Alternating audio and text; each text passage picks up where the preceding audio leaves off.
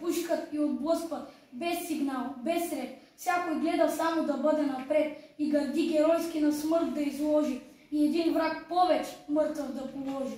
Пушкалата екнат, турците реват, насипи налитат и падат и мрът, идат като тигри, бягат като овци и пак се завръщат.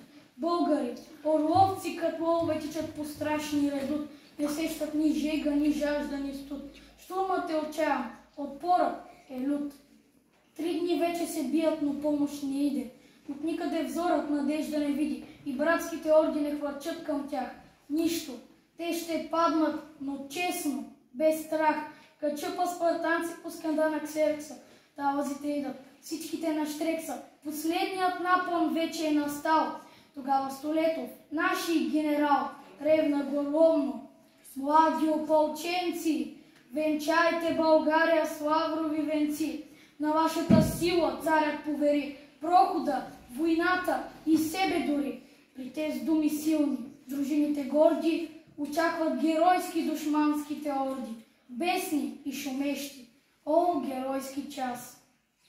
И не си още Балканът, щом буря зафаща.